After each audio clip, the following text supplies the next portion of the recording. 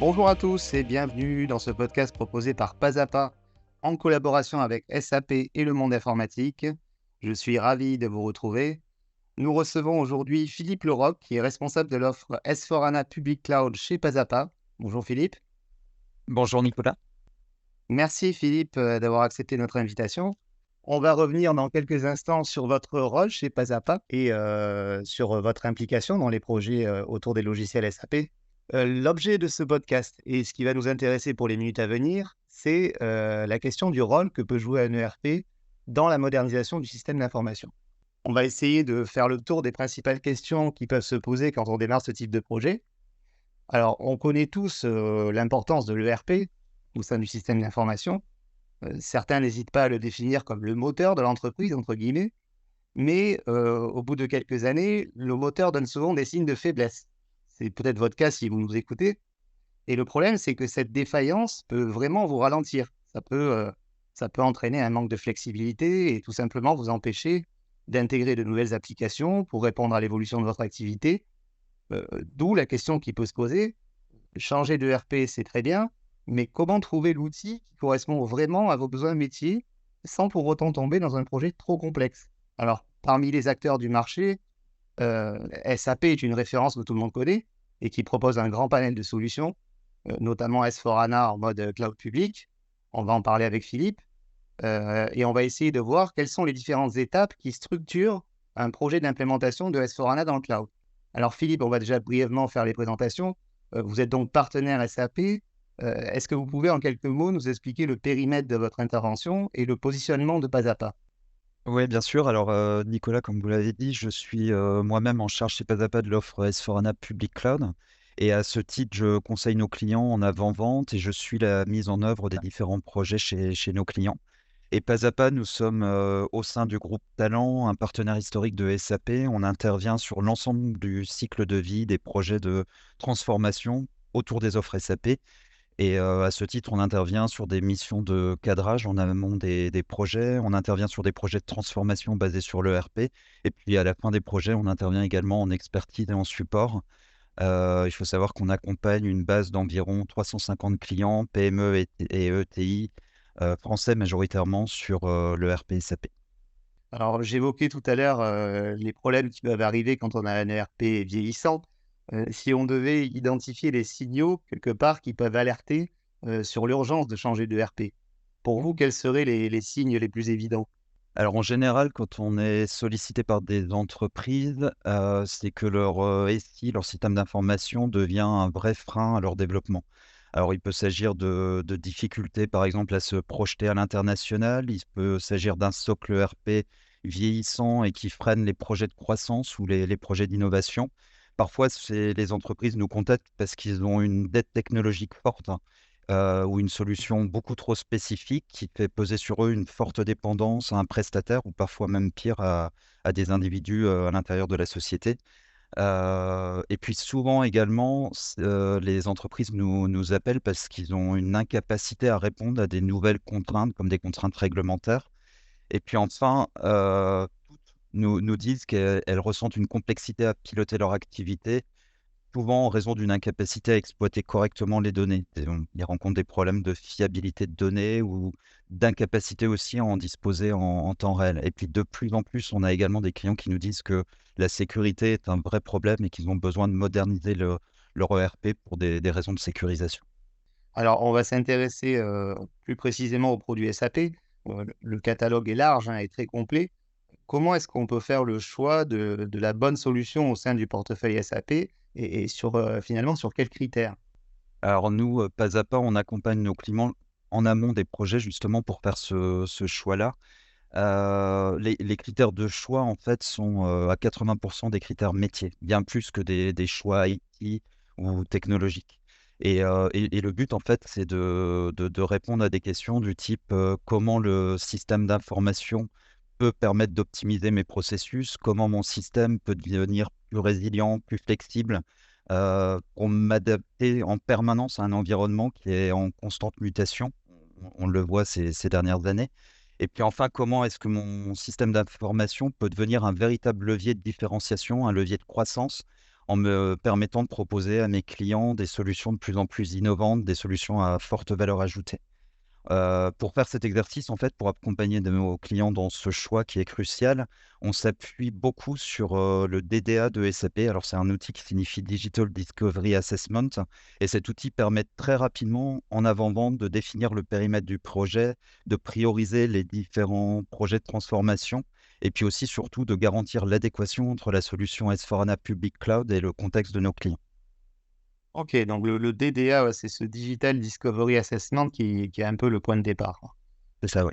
OK, une fois que tout ça a été pris en compte, la question de la pertinence du cloud, peut se poser, en fait. On peut se poser la question: «Pourquoi la version S/4HANA en mode cloud public? Quel intérêt?» Beh, en fait, nos clients ont beaucoup évolué ces dernières années et quand on discute avec des dirigeants, ils mettent en avant quasi à chaque fois les mêmes points. Le premier, c'est qu'ils nous disent que le RP, c'est une base, c'est un socle qui doit leur permettre d'atteindre un niveau d'excellence opérationnelle fort et qui doit aussi leur permettre par la suite de se projeter sur une transformation digitale plus profonde. Ils nous disent qu'ils ne souhaitent pas lancer des projets longs et coûteux, sur des sujets tels que le RP qui de plus en plus s'apparentent pour eux à de la commodité, pardon. Même s'ils ont conscience de l'importance de disposer d'un socle ERP solide, digitalisé, pour leur permettre justement de lancer des projets de transformation plus profonds. Et ce qu'ils nous disent systématiquement, c'est qu'ils souhaitent sécuriser rapidement cette première étape de transformation pour pouvoir ensuite lancer leur transformation digitale et apporter de l'innovation à leur métier. Dans ce domaine-là, S4 Public Cloud répond parfaitement à toutes ces attentes parce que ça permet d'abord de s'affranchir des contraintes techniques ou des problématiques de sécurité. Ça permet de lancer et de mener des projets hyper rapides et de fait, ça permet de disposer d'un socle ERP moderne, simple et puis d'indicateurs de pilotage en temps réel en moins de 6 mois. Et pour faire ça, on s'appuie sur ce qu'on appelle les best practices de SAP. Ce sont des processus qui sont pré-paramétrés, documentés et qui permettent de capitaliser sur, 40 ans d'expérience de SAP sur les différents process de nos clients. L'autre point, c'est, S/4HANA permet aussi de bâtir et de s'appuyer sur un socle pour lancer des projets innovants et très différenciants pour nos clients, avec par exemple des projets qui permettent d'exploiter des fonctionnalités avancées. Une fois qu'on a mis en place un cœur ERP, on s'attaque à des fonctionnalités, autour du décisionnel, de la planification avancée ou de l'optimisation des chaînes logistiques. Et puis dernier point, en plus de S/4HANA Cloud, SAP propose une, plateforme d'innovation qui permet à nos clients de lancer des projets extrêmement différenciants et parmi ces projets, on peut parler de Green Ledger qui les aide à maîtriser leurs émissions de carbone. On peut parler également des cas d'usage portés par, la plateforme BTP, Business Technology Platform, qui permettent de mettre en place des, cas d'usage très novateurs basés sur le machine learning, sur la mobilité ou sur le RPA. Ouais, donc ensuite, la question c'est que aller dans le cloud, c'est bien, c'est la démarche est tout à fait intéressante, mais comment est-ce qu'on peut s'assurer que c'est le bon choix, en fait? Comment est-ce qu'on peut s'assurer que l'entreprise, surtout, est prête à entrer dans une démarche de cloud public et comment est-ce qu'on peut embarquer tout le monde, dans cette démarche-là? Bah, moi, je suis convaincu en fait que nos clients doivent avoir ce qu'on appelle le clone mindset, c'est-à-dire qu'il faut qu'ils soient Mmh. convaincus qu'un projet ERP, c'est avant tout un projet de transformation métier plutôt qu'un projet technologique. Et ça veut dire avoir un sponsoring très fort de la direction pour standardiser, harmoniser, simplifier les processus, et puis aussi une forte capacité à mobiliser les métiers, à les mobiliser fortement, mais sur des projets plus courts que ceux qu'on avait l'habitude d'avoir jusqu'alors.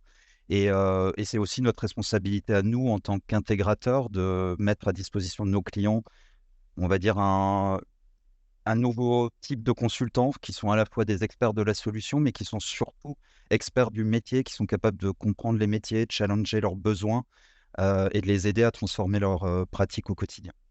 Oui, c'est là qu'il y a aussi une valeur ajoutée, à faire appel à vos services et à vos consultants, puisqu'il y a à la fois cette, connaissance technique, mais ça fait pas tout. Il faut aussi une connaissance assez fine des métiers pour pouvoir, engager la réflexion et quelque part parler un peu le même langage. Il y a un peu de ce un peu de ça. C'est ouais, c'est Mmh, effectivement fondamental, oui, bien plus que la technique. mmh. Et alors une fois qu'on a fait le choix de la solution, il va falloir quelque part l'adapter. Il va falloir y réfléchir, l'adapter. Il y a des choses qui rentrent dans le standard de l'ERP, mais peut-être pas tout. Alors, comment est-ce que vous travaillez pour personnaliser la solution? Quelle est en quelque sorte la feuille de route? Alors la feuille de route, déjà elle doit être, complètement intégrée avec la stratégie business de l'entreprise. Elle doit nous permettre avec le client de prioriser les éléments qui apportent rapidement de la valeur, mais aussi ceux qui lui permettront de supporter toute la stratégie de croissance, de l'entreprise. Et puis ce qui est fondamental en fait, c'est que cette, feuille de route, elle n'est pas gravée dans le marbre, elle doit être flexible, évolutive et les dernières années nous ont montré qu'une, feuille de route à 5 ans, elle devient obsolète au bout d'un an, du fait d'un écosystème qui change, du fait de l'apparition de nouvelles technologies, de nouveaux acteurs disruptifs sur les marchés. Et donc une solution en mode SaaS telle que S/4HANA Public Cloud, un partenaire agile comme Pasapa, ça permet de donner de la flexibilité pour pouvoir en permanence reprioriser les éléments de la feuille de route, en fonction des enjeux de l'entreprise et toujours prioriser en fonction de la valeur qu'on apporte au métier. Ouais, et dans les intérêts et les avantages d'aller vers, S/4HANA dans le cloud, vous parliez tout à l'heure de l'aspect innovation, hein. Accéder à un éventail de technologies et d'innovations qui sont sans cesse mises à jour. Parce que voilà, S/4HANA, c'est aussi ça, c'est un écosystème qui est sans arrêt maintenu à jour. Ça fait partie aussi de l'intérêt d'aller vers ce type de solution. Comment est-ce qu'on peut capitaliser sur, S/4HANA Cloud Public pour finalement innover? Est-ce que vous avez des exemples en fait de capitalisation comme ça sur, l'aspect, innovation que que propose, S/4HANA Cloud Public? Ouais, comme vous l'avez dit, l'éditeur SAP, en fait, il propose chaque semestre de nouvelles fonctionnalités, des innovations majeures, Oui. disponibles dans S/4HANA Cloud et ce qui est important, c'est de pouvoir les exploiter en fait et d'avoir conscience de la présence de ces innovations, de faire le lien aussi avec les besoins de l'entreprise et nous, chez Pasapa, on libère environ 20 du temps de nos consultants pour assurer en permanence une veille et pour qu'ils se forment aux innovations. Selon nous, c'est la seule façon de garantir à nos clients qu'ils pourront tirer pleinement profit de toutes ces innovations portées par SAP. Et puis, c'est également hyper important dans le sens où c'est un élément clé pour le respect du standard. Nos consultants n'iront jamais chercher à faire un développement spécifique s'ils ne sont pas assurés avant qu'il n'y avait pas des fonctionnalités standards dans la solution ou même dans la roadmap, dans les innovations Mmh. portées par SAP pour répondre aux besoins. Donc c'est vraiment une nouvelle façon de gouverner, de mener les projets en étant toujours attentif aux innovations portées par SAP. Après, un aspect qu'on n'a pas encore abordé et qui a son rôle à jouer dans la réussite d'un projet, c'est la data, c'est la qualité de la donnée. Alors, quelle attention vous portez à ces aspects data et quels sont vos conseils à ce niveau? Alors la data, c'est clé. Maîtriser les données, c'est un élément, Mmh. crucial sur un projet ERP. Vous aurez beau moderniser vos processus, si les données qui sont véhiculées par l'ERP ne sont pas fiables, ben vos tableaux de bord et vos prises de décision, elles ne seront pas fiables non plus. Ce qu'on fait chez Pasapa, c'est que sur chacun de nos projets, on entame cette réflexion sur la qualité de la donnée très en amont, très tôt sur le projet et on anticipe tous les travaux de nettoyage, de fiabilisation de la donnée et on met en place avec nos clients une gouvernance dédiée à la donnée tout au long du projet. Et de la même façon, on a développé chez Pasapa un add-on à SAP qui s'appelle BAO by Pasapa et cet add-on s'appuie sur la base de données Altares de Bradstreet pour permettre aux clients de fiabiliser et contrôler en permanence les données qui sont intégrées à l'intérieur de l'ERP. D'accord. Ensuite, avoir une bonne solution, c'est bien, mais il faut aussi qu'elle soit adoptée. Il y a tout ce volet, qu'est-ce qui se passe après finalement? Alors, quel est le rôle de l'intégrateur dans ces aspects, d'accompagnement au changement, en fait? Au même titre que la qualité de la donnée dont on parlait juste avant, la conduite du changement, c'est aussi un facteur clé, essentiel sur un projet. La conduite du changement, ça sert à mobiliser les équipes, à susciter leur adhésion à la transformation, parce qu'on ne fera jamais un projet sans l'ensemble des métiers. Cette conduite du changement, elle sert aussi à accompagner le client dans sa montée en autonomie sur la solution et puis à identifier et surtout traiter les différents impacts organisationnels. Nous, chez Pasapa, on a une équipe dédiée à la conduite du changement et elle contribue tout au long du projet à sécuriser l'embarquement des métiers sur les nouvelles solutions que propose SAP. Oui, donc il y a un accompagnement qui est décisif parce que c'est on entre vraiment dans un changement de process, qui fait que il faut un acteur qui ait une vision complète du cycle de vie pour initier ce changement, quoi. Et comme je disais tout à l'heure, en fait, plus que l'expertise technique, c'est changer les Ouais. pratiques, changer les modes de travail pour tirer pleinement parti de l'ERP. Mmh. Et ça, c'est la conduite du changement qui permet de l'assurer. Une dernière question, Philippe, si vous deviez, retenir un élément clé du succès d'un projet basé sur, S/4HANA Cloud Public, quel serait cet élément? Alors un seul élément, ça va être compliqué, mais je parlerais plutôt d'une sorte de triptyque. Oui, Heu d'une démarche, oui, oui. Mmh. donc les éléments clés à la fin d'un projet pour mesurer si c'est une réussite, c'est, déjà le respect du budget. Parce que c'est important que ces projets permettent de garantir un retour sur investissement rapide à nos clients. C'est le respect du timing aussi, parce que comme je disais tout à l'heure, les projets ERP doivent être menés rapidement pour que le client puisse disposer rapidement d'un socle et puisse lancer d'autres projets à valeur ajoutée. Et puis le dernier, c'est, la valeur apportée aux utilisateurs, aux directions générales et aux clients de nos clients. C'est toujours, réussir à définir des cas d'usage à valeur ajoutée, des cas d'usage innovants, pour nos clients et leurs clients, en fait. OK, donc respect du budget, timing et puis évidemment la question de la valeur ajoutée, apportée, aux utilisateurs, quoi. Exactement, et de C'est un peu ce l'innovation. triptyque, et l'innovation, ouais. Merci Philippe, pour votre éclairage et pour tous ces conseils. Merci beaucoup, Nicolas. Merci merci également à vous de nous avoir suivis et je vous dis à très bientôt pour un prochain podcast.